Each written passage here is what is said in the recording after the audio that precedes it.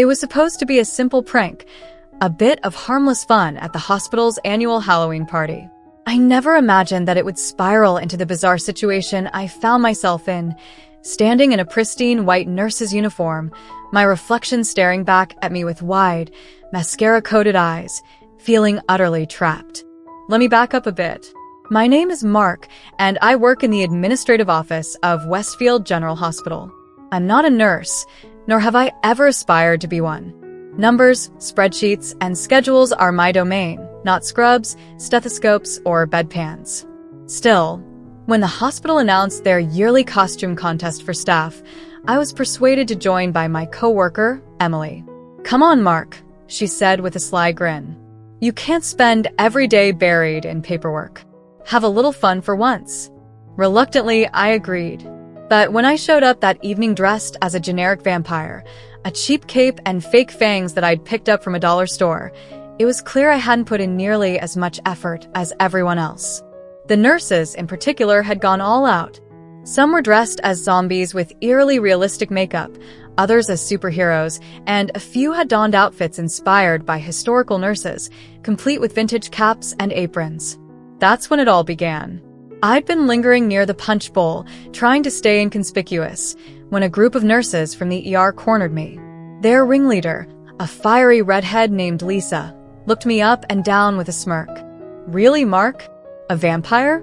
That's the best you could do." "It's a classic," I said defensively, though I knew it was a weak excuse. "Well, it's boring," Lisa declared. "And we can't have boring at this party.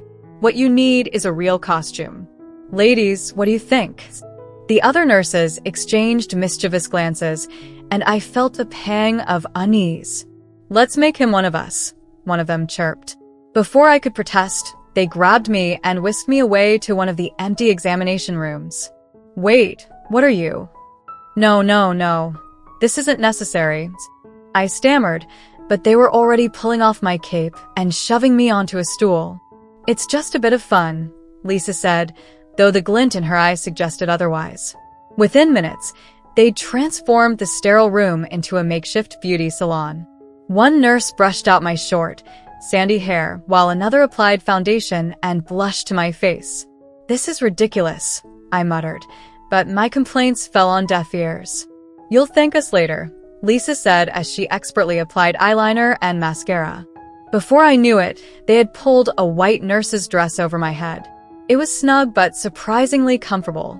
They even managed to find a pair of white stockings and shoes in my size, something I found suspiciously convenient. "Hold still," one of the nurses said as she adjusted a small nurse's cap onto my head. When they finally stepped back to admire their handiwork, I could barely recognize myself. "See? You look amazing," Lisa said, clapping her hands together. "Amazing isn't the word I'd use," I muttered, glaring at my reflection. "Come on, Mark." "You have to admit it's a big step up from the vampire," Emily said, poking her head into the room with a grin. Before I could argue, they dragged me back to the party. At first, I was mortified. Every step in the unfamiliar heels felt awkward, and I was hyper-aware of how the dress clung to my body. I tried to avoid eye contact with anyone, but it wasn't long before people started noticing. "Mark, is that you?" Laughter and applause erupted as I sheepishly waved. "Looking good, Nurse Mark," someone shouted, and I cringed. To my surprise, though, the initial embarrassment began to fade. The reactions weren't as mocking as I'd feared. In fact, most people seemed genuinely impressed by the transformation. Some even complimented me on my commitment to the costume. "All right, fine," I admitted to Lisa during a lull in the party. "This isn't the worst thing in the world." "See? "I told you it'd be fun," she said with a wink. But the real trouble began when I tried to leave. After a few hours, I decided I'd had enough. I slipped away from the party and headed back to the examination room, hoping to change back into my regular clothes. That's when I discovered the problem. The zipper on the back of the dress was stuck. No, I muttered, tugging at it frantically. "Everything okay in there?" Lisa's voice called from the hallway. "I can't get this stupid thing off." Moments later, she appeared in the doorway, smirking. "Looks like Nurse Mark is here to stay. Very funny. Can you help me?" She tried, but the zipper refused to budge. "Well, it looks like you're stuck," she said, clearly enjoying herself. "This isn't funny, Lisa," I snapped, though the situation was undeniably absurd. "We'll figure it out tomorrow," she said with a shrug. "In the meantime, you might as well embrace it." And so, for the rest of the evening and the next morning, as it turned out, I was Nurse Mark. What started as a prank turned into an unexpected bonding experience.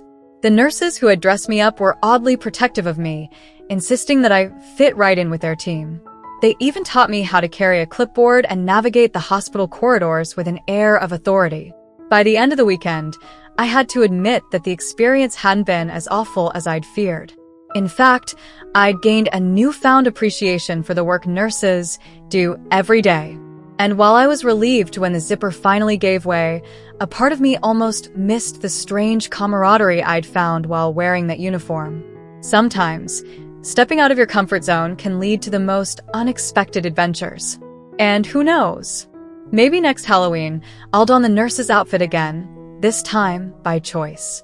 The next day was anything but ordinary. Even though the zipper had been fixed, the nurses weren't ready to let Nurse Mark fade into obscurity just yet. They had dubbed me an honorary member of their team, and their antics weren't about to stop.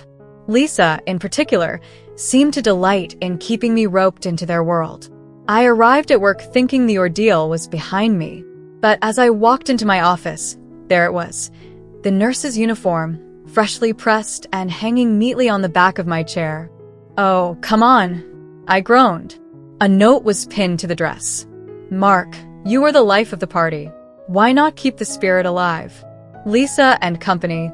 I considered crumpling the note and tossing the dress out, but before I could, Lisa appeared at my door. "Morning, Nurse Mark," she chirped, leaning against the frame with that trademark smirk. "Ready for your first shift?" "This isn't funny anymore, Lisa," I said, holding up the dress like it was a piece of evidence in a crime scene. "Oh, but it is," she countered. "Come on, you were a hit at the party. Why not keep the momentum going? We've got a few patients who could use a good laugh." I opened my mouth to argue, but stopped short. There was something about her expression, not quite serious, but not entirely joking either. She genuinely thought this could be fun and maybe even useful? "Fine," I said with a heavy sigh. "But just for today?" Her grin widened, and before I knew it, I was back in the uniform. This time, however, the nurses had taken it a step further. Lisa added a name tag that read Nurse Mark, complete with a smiley face sticker. Someone else handed me a clipboard and a faux stethoscope. "You look perfect," one of the other nurses, Maria, said as she adjusted my cap. "Perfectly ridiculous," I muttered, but they ignored me. "Let's go," Lisa said, dragging me out of the office and into the bustling hospital corridors. My first assignment was an elderly man named Mr. Thompson, who was in for a routine checkup. Lisa assured me he was a good sport and wouldn't mind the extra theatrics. As we walked into his room, he looked up, his eyes twinkling with curiosity. "Who's this?" "A new nurse," he asked, a sly smile creeping across his face.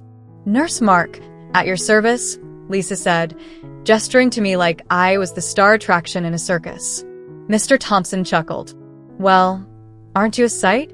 You've got better legs than most of the nurses around here." I felt my face heat up, but I managed a weak smile. "Just trying to brighten your day, Mr. Thompson."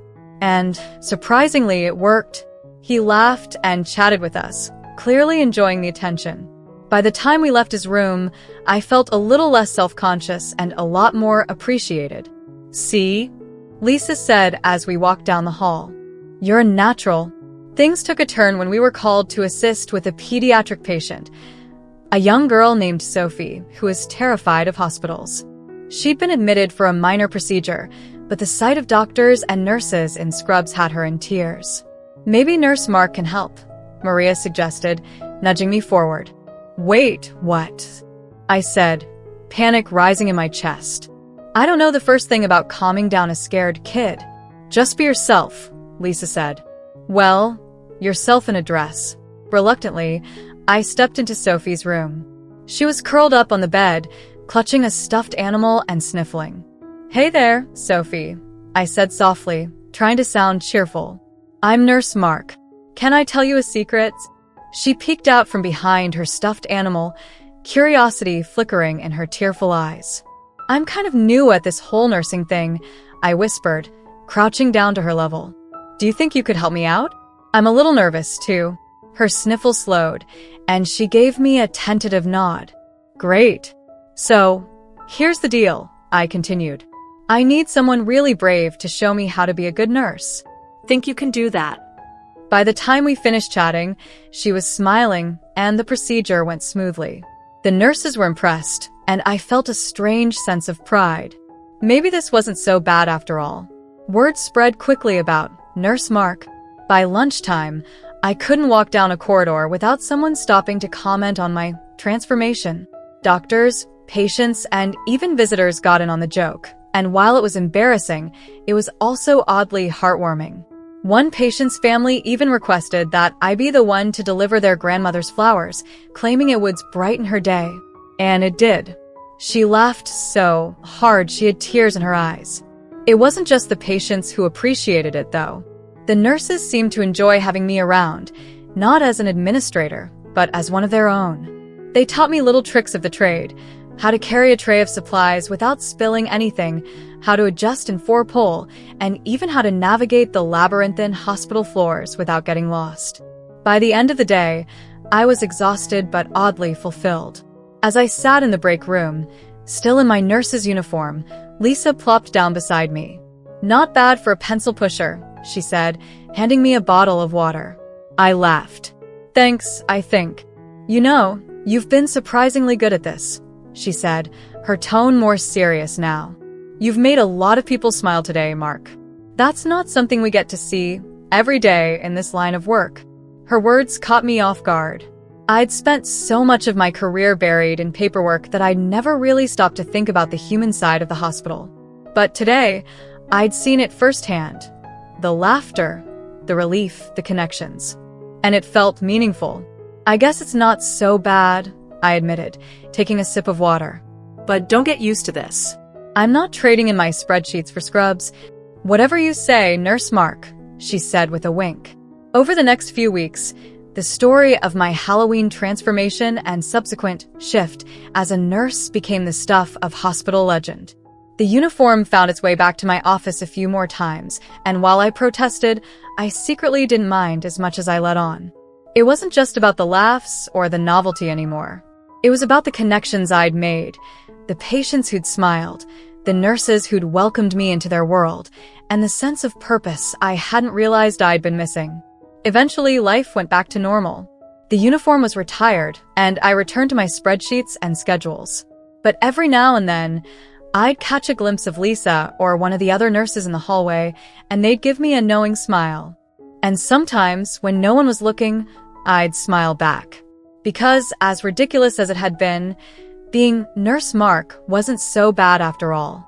In fact, it was one of the best things that had ever happened to me. Thank you so much for watching till now. It means the world to have you here. This community is all about empowering each other and celebrating the incredible journeys of everyone on their path to living authentically. If you're ever feeling lost or alone, remember you have a whole family here for you. Hit that subscribe button, smash that like button, and let's keep inspiring each other, sending you all the love and strength in the world. Until next time, live your life by your rules.